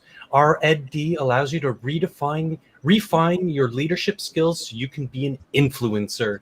So you can take what you learn and apply it to your workplace. Influencer. Oh my good God. Dude, it makes me so dirty. Why? Yeah, I know. The word influencer gives me the heebie-jeebies, and hearing not sinister at all. And hearing it mentioned in education is like double heebie-jeebies with a big old scabies coating. You know, it's like, Functional, will you send me that? I'll find it again. Holy shit, that's terrible. It's actually Lord. What was historically, before I moved past that stage in my life, that at that time that was a really good school to learn to be an educator at. Mm-hmm. Or at which to learn to be an educator. Yeah. If you're a pedant like me. If propositions matter to you. Or if you're a pedant. When I'm lonely and dangling. Even Churchill. There were some things up with which he would not put. But and he was just like, no, that's just terrible. Eugene, that's just terrible. It may be grammatically correct, but God, it doesn't scan. Their When- readability is important.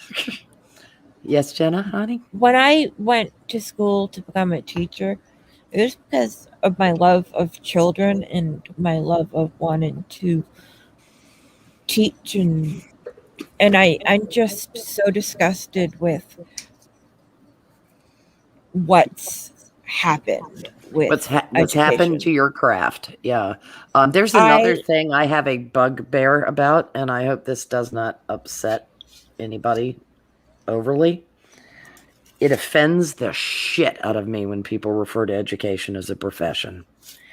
Absolutely offends me down to the tips of my toes. I took the NTEs, the National Teacher Exams. I took them and I laughed to myself the whole time I was taking them, because they were in the 1980s as predictably twat-waffly as I could have expected them to be. And when I got, after taking 2 education courses that were worth a shit, okay? 2. One of them really wasn't worth a shit. So I had 3 hours in a summer class in education, and I got a 97th percentile in professional knowledge. I knew that was a ration of shit. Professional knowledge? Yes, that was one of the categories of the NTEs when I took them. Professional knowledge. And I scored in the 97th percentile, okay? I'm good at taking tests, but I should not have been that good at taking that test. No. If you get my drift. Mm-hmm. Yeah. I mean, it's one thing to be good at taking tests. It's another thing with an EdPsych course and a complete bullshit course called Fundamentals of Education to score in the 97th percentile in educational knowledge. But there That's you were. crap. And after that, I was like, can't call it a profession. That the bar of entry to a profession was supposed to be professional association, an exam you sit doctors, CPAs, lawyers. Those were the only people you referred to as having a profession. And referred to Yeah. what they did as a practice. Yes. But So people will talk about the practice of education. And my profession is, no, your job is. It's a job. There's nothing the matter with having a job. There's nothing the matter with having a craft, a skill, any of that. Having the word profession attached to what you do does not make you a better person. We know this because there is the Trial Lawyers Association of America. Fair. They are not better people. No. So They're not everywhere, even human by my. And neither is the AMA full of better people. Or there are a bunch of shitty CPAs out there too. They're shitty human beings. Doesn't make you a better person. It's just you're skilled in your what used to be a trade, actually, that became a profession. But teachers aren't professionals. so Unless bullshitting is a proved that over profession. the last year. So, because nowhere that I looked would give me the data on the average pay, I decided to attack the problem from a different angle. So, I looked at the highest pay that a CO2 could make. That's topped out seniority. And I compared that to the start of the highest paid teacher bracket for an elementary school teacher. The topped out CO2 makes over $30,000 less. Did you go to the Department of Education National Center for Education Statistics? I went for No. Minnesota. Did you? Yes or no? It's No. a yes or no question. Okay. No, because I didn't go national. Because you level. would have found that the average public school teacher salary for 2019-2020 school year was $63,645. So the Okay. average is 63,000. Oh, Yes. wow. Okay, so it was the There you same go. as Wow. the median that I was seeing. Holy everywhere that I shit. was looking for within Minnesota was stating that as a median, not the. But you can't raise a family mean. of 4 in luxury that way, There so are- that's there- not fair. There are actually people in that business who do not know the difference between the word median and mean. And I have heard people in education, for example, but in other professions too, or other trades or whatever, misuse median when they meant arithmetic mean or average. And because median sounds more important, it's sort of like people who say, well, that wasn't the ultimate, play. That was the penultimate play. Like penultimate is better than ultimate.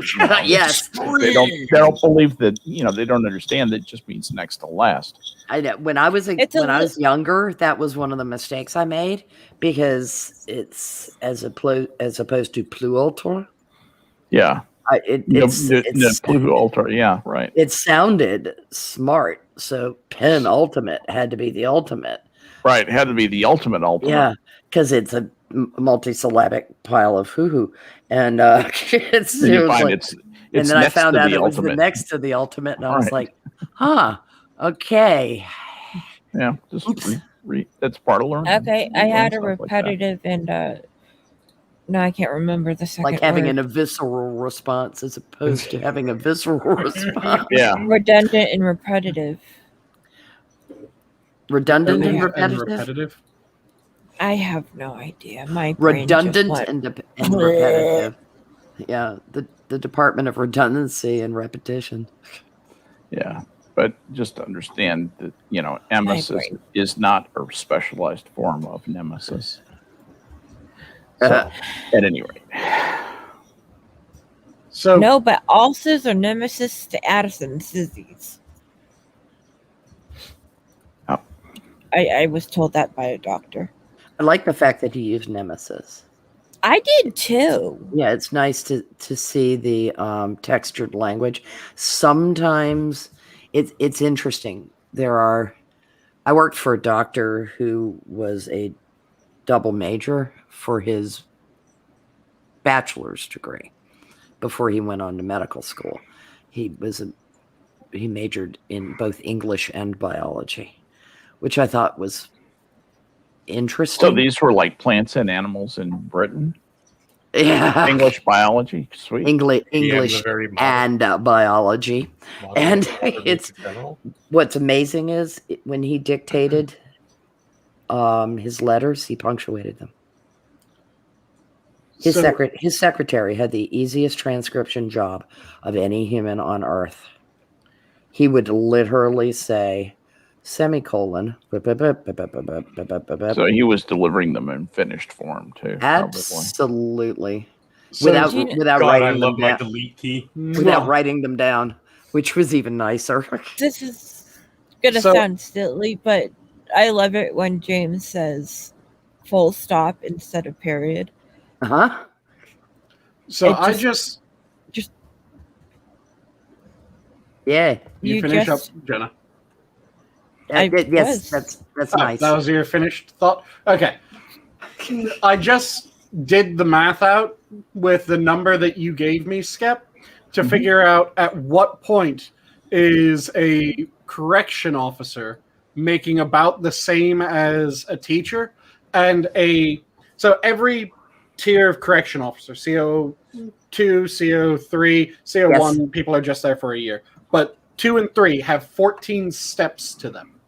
Okay. And a 7th step CO3, a sergeant at a prison, still makes $2,000 less than the average teacher. Oh, that's nice. That's kind of terrifying. Then again, you are dealing. Teachers are so underpaid, and they need more money, and you can't live off the amount that they're given. But children are more well armed. Prospero, top people. Those kids have more guns, Sanguine. Top men. Inmates aren't likely to have guns. So I insist on keeping it men. I am not taking that. The line from the movie is top men. Yeah, I it's am- top men, but I am not going to gender neutralize it. well, We say people kind. with teachers, I felt like it was appropriate to say For people kind, yeah. Top Human. people kind. But This yeah. is what we're contributing to the world these days. So wait, Who do you have working on it? Top men. babysitting Well, who? Top. murderers, you get paid less than babysitting 9-year-olds. Yes, if you work. So, what is the standard? I wonder what the average high school Oh God, we size have is. lost the plot. Yeah.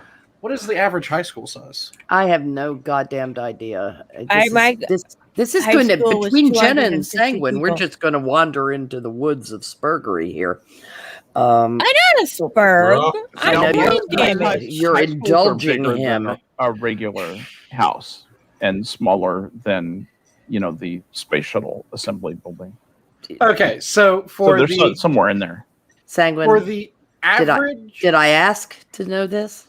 for the average high school size, Okay. it is about half the population as the prison that I worked at. So yes, in order to Fuck's watch over twice the number sake. of Harry, don't encourage him too. murderers and rapists, you earn ridiculously less than to watch over the fucking kids. Like I What said, the you're more fuck? likely to get shot at school. So Here's Yeah, well, the question: that Is depends. military You're a not profession really. or a job? I'm so sorry. What? Is military profession or a job? It's neither. It's the military. service. Oh no, it's considered Service. to be a profession. It is. You can go You'll hear- professional. Well, nowadays You'll hear particularly the officer side of the military referred to as a profession. Those Yeah. people are professionals. The people, the enlisted men, because they have a different role in the military. They are the technical specialists. They're the ones who do the work. The officers are the ones who manage the stuff. Basically, they have some technical skills too.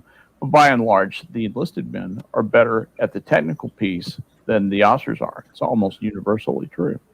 And so they tend to have trades and crafts and things like that. Just like people on the outside do. It's just they're oriented toward things that the Navy has to do. But the professional managerial class in the Navy, the people who stand bridge watches and point the ship and steer it and all that kind of stuff. Well, although steering is actually done by an enlisted man, but the person who tells that helmsman which way to steer the ship is an officer and is considered to be a profession. So, but it's a special kind of profession. It's just as Prospero was starting to say, it's kind of off by itself, and it's a profession used in a very specialized sense, almost one of a kind, really. I might be talking out my ass, but I think that's up to the individual person who enlists. Like, do they want to make it a career, or are they using it as a means to an end, or just doing their civic duty or something? Well, yeah, Get you're in talking and get about out. as to whether or not it's going to be a career for them. Yeah. And there are all kinds of people, lots of people in different with different objectives. The coolest thing to me, this was about being in the Navy, was you had to be good at what you were tasked with doing. And they would not stand on ceremony kicking you out of your job if you weren't performing up to snuff. I mean, evaluations were brutal. Enlisted men got evaluated quarterly. Every 3 months, you got a complete, and as a division officer, I got to write those, by the way. I had 63 people in my fucking division, and I had to hand write them, and then type them. So, it was, it's extremely, extremely evaluation intense. It's extremely focused on how good you are at your profession. And guys who aren't good at their profession, they have a tough time of it. They get drummed out pretty quickly. It doesn't matter Yeah, what you're bad I at. know. And to comment on something that Harry said in chat, that's pretty much nationwide. Correction officers are understaffed and undermanned critically and chronically, effectively nationwide. And it isn't really that we can work a lot of overtime. It's that we will work a lot of overtime. Well, whether Sanguine, I have the wanted answer. to or not. Voluntold. Yes. Sanguine, to be able to get paid more and be appreciated and be treated better, what you need to do is act like a spoiled brat teacher and say, I can't go to school, the ventilation system, and just, I can't go to the jail, there's murderers there. Yeah, the only teachers that had the you know, we're not going to get into the universality of the education establishment's reaction to COVID. Teachers over the age of 50 had reason to be concerned. Teachers under, not so much. And it's all been the teachers under that I've seen who've been squawking up a storm. You know, one of the things that's interesting is how big the education board is in the United States. God, it's Yeah, do you know insufferable. how many schools there are in the United States? This is going to how many public schools there are. There are 88,182 schools in the United States. Of those schools, the average high school size is 854 students. If you take the average of all the states, and they range from states that are like California, which has like 1,400, Florida, which has 1,600, as an average, to places like Wyoming? No, Nebraska with 350. At Montana with an average high school size. Average high school size in Montana is 261 students. That's the lowest, or 221 in South Dakota is actually the lowest in the United States. Wyoming is not the lowest? I don't know. I didn't look. I didn't see down to Wyoming. Wyoming is least populated? high school. Wyoming is 379. So they're just a little bit higher than South Dakota. Man, they have really consolidated their schools too, because for their population, because Wyoming has traditionally been the least populated state. Yeah, well, they produced Liz Cheney. I think that got them to thinking. Yeah, I don't think she went to school in Wyoming. You think not? Yeah, I think. Yeah, I'm pretty. She kind of smells like a DC educated kid to me. That's actually a good question. I wonder where she did grow up. She was Elizabeth Lynn Cheney was yada yada yada early life and education. Elizabeth Lynn. She was born in Madison, Wisconsin, surprisingly. And at the time of her birth, her parents were at the University of Wisconsin-Madison. Yada yada yada, and the family divided its time between Casper, Wyoming, which is a lovely town. I've spent some time in Casper, and it's a great little town, and Washington D.C., which is where I went to high school, which sucks. In the 1970s through the 1980s. Interesting. She graduated. Wait a minute. You want to know where she graduated from? You're going to love this. McLean. She went to McLean in Northern Virginia, where she was a cheerleader. She received her Bachelor of Arts degree from Colorado College, and she wrote her senior thesis, The Evolution of Presidential War Powers. She got her Juris Doctor from University of Chicago Law School, not a bad law school. No. And she also took courses and did graduate work in Middle Eastern history at the Oriental Institute. So, no, I'm not surprised cookie. that she's a smart cookie because her dad was smart. It says her mom. Yeah, Lynn Cheney's not a dope. No. She was like a cabinet secretary, wasn't she? I think so. But I mean, just the very articulate people, well educated. She was second lady, but I thought she did something. University of Wisconsin-Madison's not a dregs of the universe school by any stretch. Yeah. I always kind of liked Lynn Cheney. Liked her a lot more than she's not who I'm thinking of. Who was the? Oh, it was Libby Dole. Liddy Dole. Liddy Dole. Yeah, Liddy Dole. Yeah. Not Libby. Liddy Dole. That's right. Yeah, it's because she's That's what I was Elizabeth. thinking You of. want it to be Right. Libby so Yeah, badly. I did. Liddy Yeah. was the nickname Right, she got. Right. She was a deputy. Her mom was a deputy sheriff. Lynn Cheney's mom was. Interesting. And her dad was an engineer. So she got English literature degree from Colorado College. Master of Arts, University of Colorado Boulder, and PhD in 19th century British literature from University of Wisconsin-Madison. So Man, why would you want to go to Colorado College? It's the worst part of Colorado Springs. Ugh. Well, it's where you could get in or what you could afford in the and a lot of people end up going to schools. This is one of the funny things that we have in the States of the pedigree of certain schools and this belief that I don't know how many people you knew who went to Ivy's, Skep. Yeah. But I knew a few. I knew a few people who went to Ivy's, and I was like, I don't understand why everybody thinks Ivy's are full of smart people. Mm-hmm. They're just full of people. Yeah, they're full of people, just like any other school. It's a whole lot of leftover hoofara from early days of limited number of universities. Of course, you're starting to have the effect of the affirmative action. People going in, people just barely able to meet certain minimums and having the minimums dropped for people to just to get them in. And that's changed the characteristic of nothing like failing up. Yeah, failing up, exactly. And it's, you talk about destroying somebody's self-esteem, which Sanguine mentioned. There is nothing like affirmative action to create a well of self-doubt in people.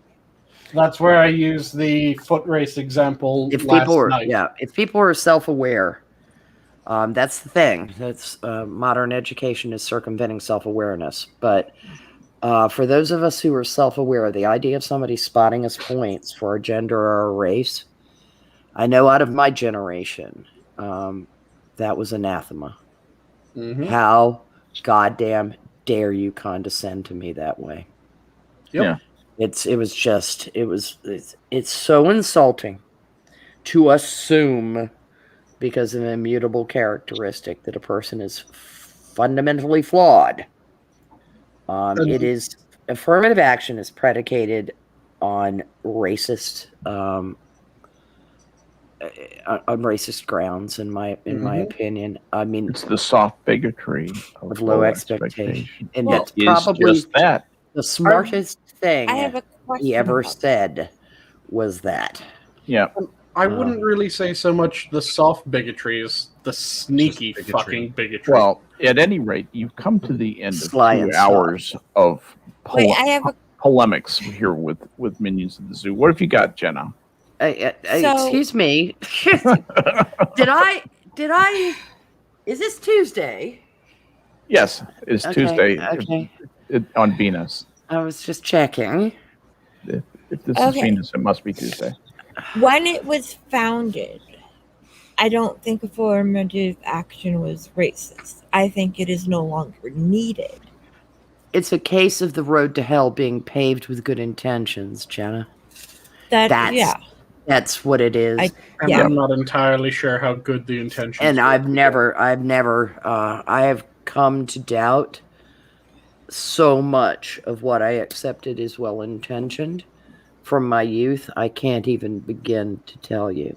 Well, Because- imagine Well, the cooperation between Nelson Rockefeller and Lyndon Baines Johnson back in the day, with those two idealists thinking we've got to do something for the black people. Yeah. You're right, Nelson. And they got together and had this big bipartisan deal. That's how you knew it was going to fail. Yeah, the war on poverty. Yeah, because Rockefellers have always been known for their benign intent. Yep. Well, Democrats need people to be in Nelson office. Rockefeller was a Republican. I know, but no, I'm talking about the war on LBJ. poverty. Yeah, I modern and the understand war on that poverty. Yeah. Yeah, Rocket. yeah. They need people to be impoverished because how else will they control them? Well, absolutely. I But own your food. I own your. I you think a don't lot get of the Section people 8 that without us. supported these things, Jenna, did it without, the devil's always in the details, and they never looked at the consequences, and because they weren't the brightest people on earth, they were just good-hearted. A lot of good-hearted people supported these things, and they meant well, and they have done immeasurable harm. And on that note, I'm going to take it around the horn for final thoughts. A happy note. Well, it's at least I'm giving them credit for good intention. Good for you. That's the best and most charitable thing I can do. Agreed. And I figure about 80% of them, that's all bullshit. Mm-hmm. Functional. Dyslexics are people poo. I like that. Nice. Very, very. The last one I did was very dour and I needed to throw a joke in for a last one. Dyslexics are people poo. Yeah, I like that. Simple but effective, like me. It is. Sanguine. Don't forget to also shill the fact that people will be chatting in the Discord after. Thank you. Thank you. Figured out to remind. If you would like to join us for after chat, by us, I mean Reject should be there because she's not traveling tonight, and Varying and Sundry Minions, I hope. Join our Discord, and you can hop in voice chat and shoot the bull for after chat. Some of us are old, and we go to bed. Yep. And for my actual parting words, I'll leave off with my standard. If you're passionate about something, make sure that you devour it. Don't let it devour you. Excellent. Jenna.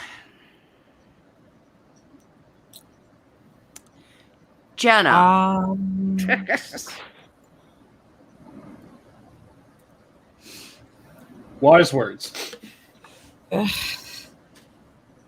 I went blank. I don't know. Thank heavens my baby sleeps for at least 7 hours. Now if my boys will stop setting off fireworks at 1 o'clock in the morning, I might not have to bail them out of prison. There you go. All right. Sounds good. And my wingman, Skep. Well, thank you for having me on tonight. It's been fun. It's been an experience. I'm just going to share this with you. When a place gets crowded enough to require identification cards, social collapse is not far away. It's time to go elsewhere. And the best thing about space travel when it gets here is that it will make it possible to go elsewhere. Mm-hmm. Indeed. I just want to get off this fucking planet. Honest to God, really. You want to go to Pluto? Careful, Skep. I might be listening. Check the space tomorrow to see who will be hosting. I believe Sanguine was waving his hand in the air at the last I heard. That's probably going to be me. Okay. You need to make a decision. I will. At 8 p.m. tomorrow. Oh, I Have thought some he. self-confidence. This is why we have a calendar. All the backup keepers have a calendar, but that's okay. You just need to be different. Okay, everybody, you'll find out who the hell's hosting tomorrow night when you tune in tomorrow night. Thanks, chat, for being here. Thank you, my guests. I appreciate your company and your wisdom. And the zoo is closed. Good night, everybody. Have a good night.